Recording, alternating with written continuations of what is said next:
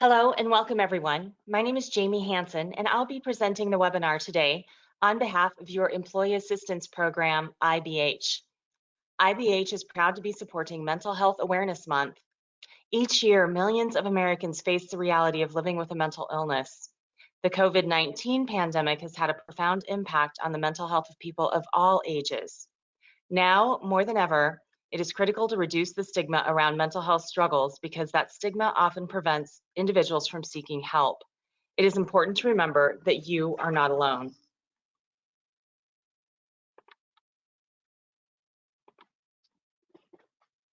In this webinar, you will learn what is mental illness, common misconceptions about mental illness and statistics, how to identify signs and symptoms of mental illness, and also support and resources that you can access.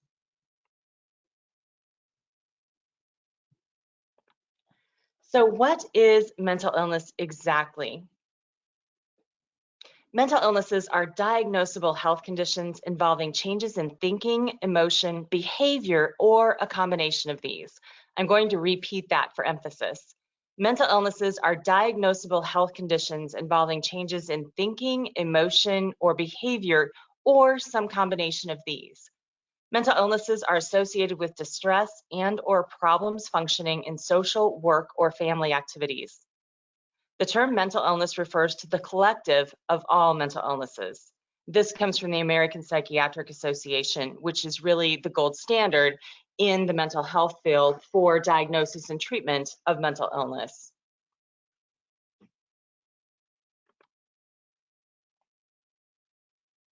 There are some common misconceptions about mental illness, and we want to share these with you so that you have a clearer understanding and good information when it comes to mental illness. Perhaps before you see these today, maybe you've held some of these beliefs, but you didn't know before today, and that's why we want to get this good information out there. I know a few of these I actually held and believed before I went to graduate school to become a professional counselor. So don't worry, these are very common misconceptions, which is why it's so important that we get this good information out there. So the first one is it's all in someone's head. And I want to point out from our last slide, the definition of mental illness, it's established that these are medical diagnosable disorders.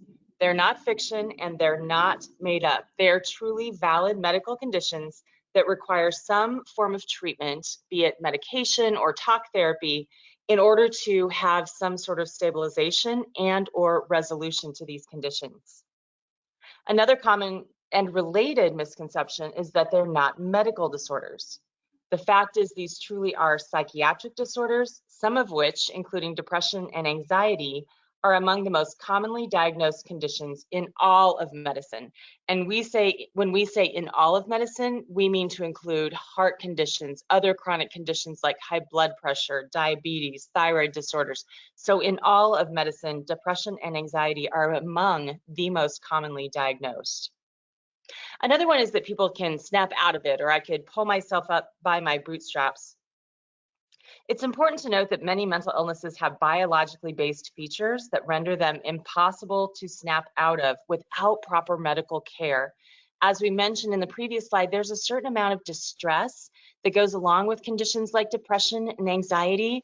And truly, if people could snap out of it, they would. It doesn't feel good to have these conditions. So they truly would snap out of it if they could. And a lot of times when someone mentions to friends or family that they feel like they're dealing with some of these conditions, they've tried multiple things to help themselves feel better.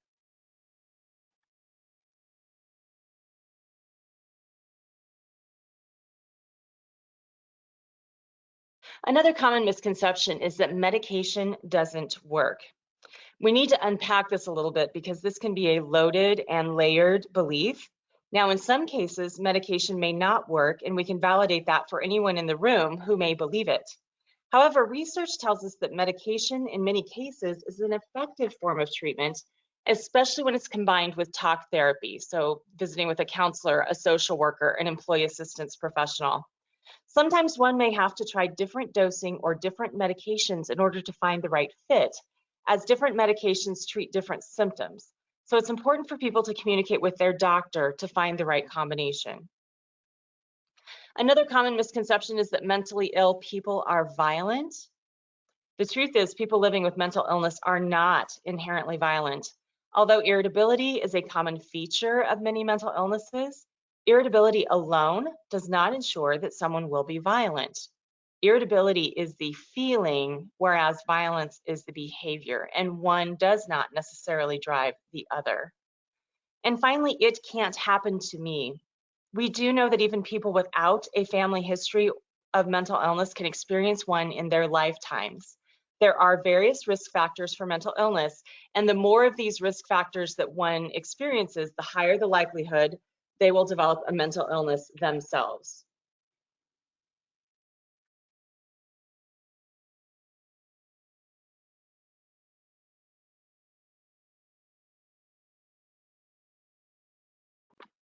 On that note, let's go ahead and discuss then the prevalence and impact of mental illness in the United States.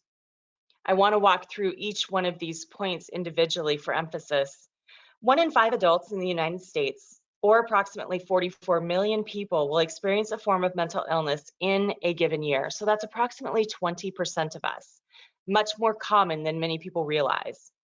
Also, 1 in 25 adults in the United States, approximately 10 million people, experience a serious mental illness in a given year that severely interferes with daily life activities.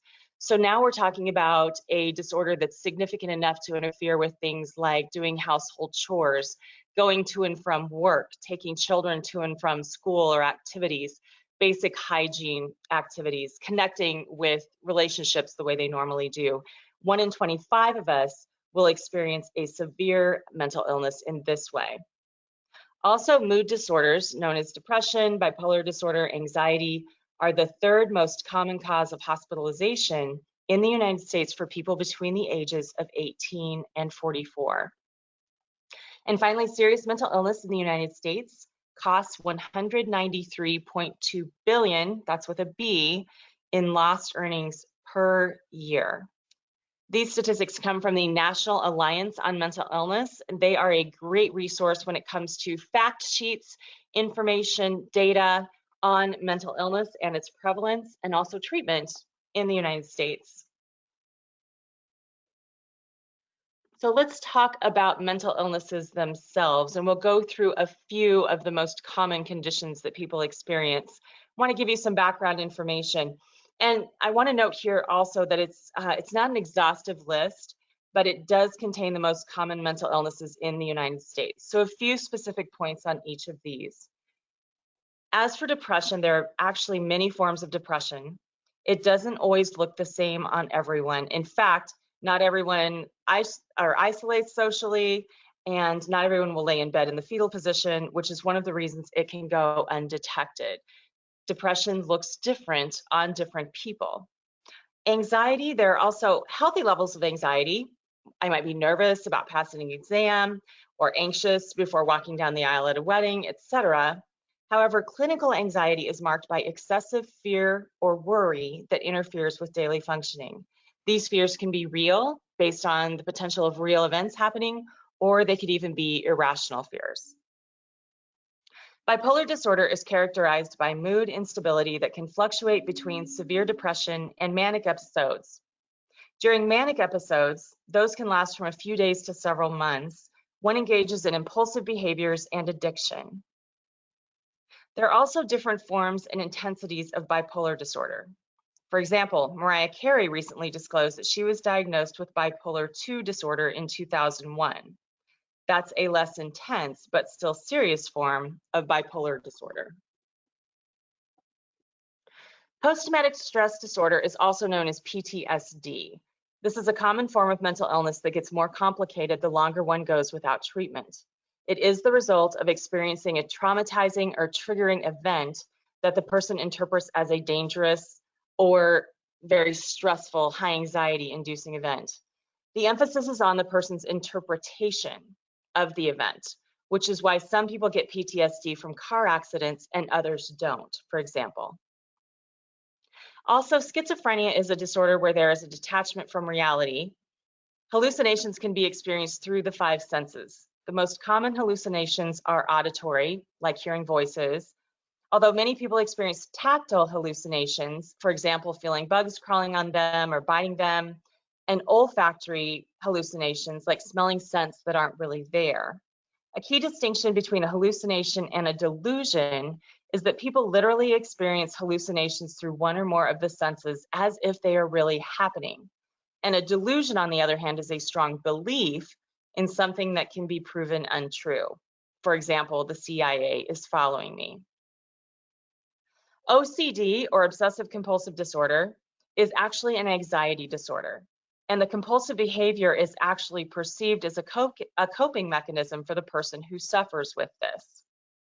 The compulsions bring on order, peace, or relief when the person experiences extreme anxiety about something. Hence the obsessions about the particular fear, and then the compulsive behavior in some sort of relief.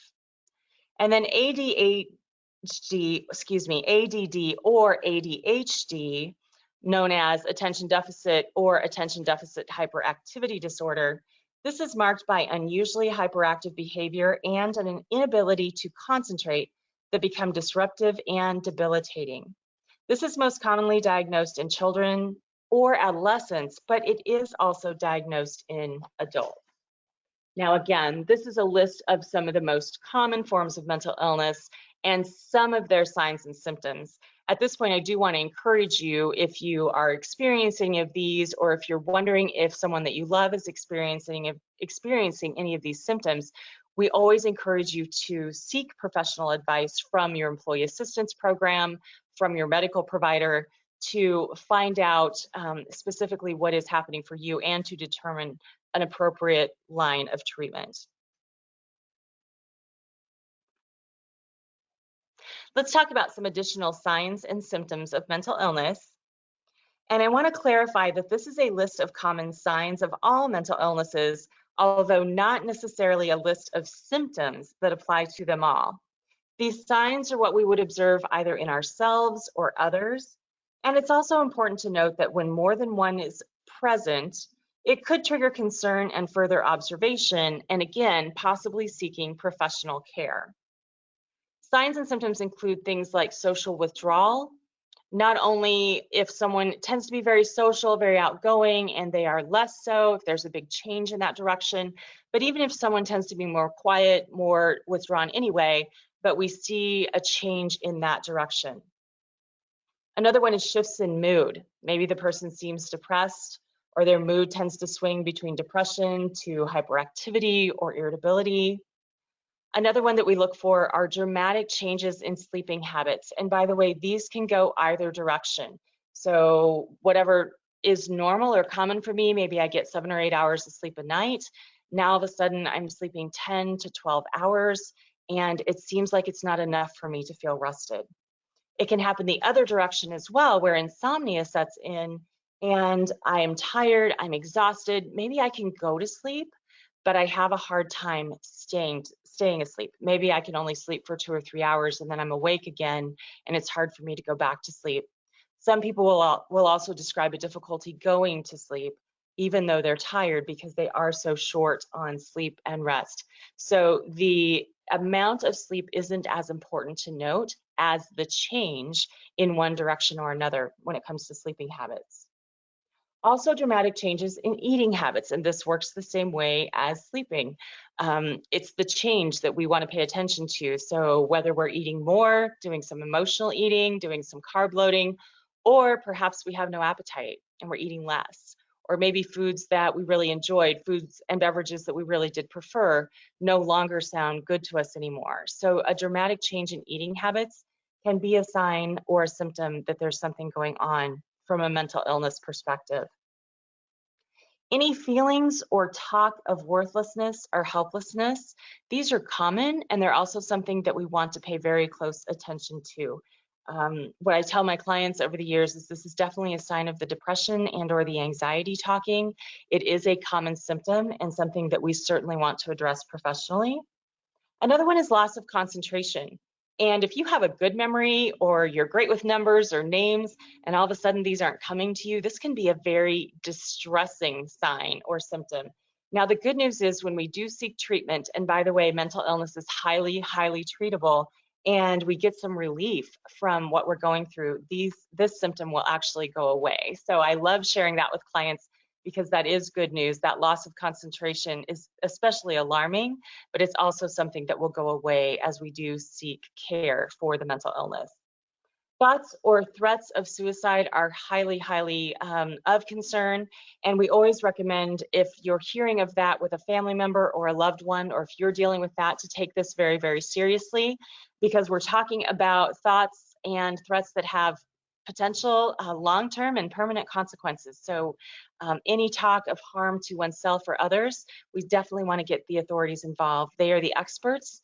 They deal with this day in and day out. So that could be calling 911, to taking that individual to an emergency room, to calling a physician. So please take any thoughts or threats of suicide very seriously. My encouragement is, of course, I understand you don't want to upset the person, you don't want to make them angry, but at the end of the day, we would rather have them angry at us than lose them all together. And finally, substance abuse or an increase in use of chemicals can be an indicator of mental illness. And the most empathetic way I can put this is, if you think about it, the distress that's caused by experiencing these symptoms, substances can be used as a way to medicate that. Now, of course, that's not good and something we want to do over the long term, but it's not uncommon to see an increase in substance abuse to help mediate some of these symptoms that you see above here. Okay, given all of this information, then we have some really terrific resources that are available to you, and I want to go through them one by one here. There's NAMI, the National Association for Mental Illness, has a helpline as well as a great website to get involved with awareness events. Also great information there. And then the helpline can be reached Monday through Friday from 10 to 8 Eastern. And there's that information there, including their website. Also, Mental Health America, the website is there as well. They provide great information on all things pertaining to mental health. Also, the American Hospital Association and the Mental Health Foundation. All great resources for you when it comes to getting more information about mental health. I can't stress it enough, there is a lot of misinformation out there. Misconceptions are out there when it comes to mental health and mental illness. And so we want to make sure that you have access to the right information and the right resources at the proper time.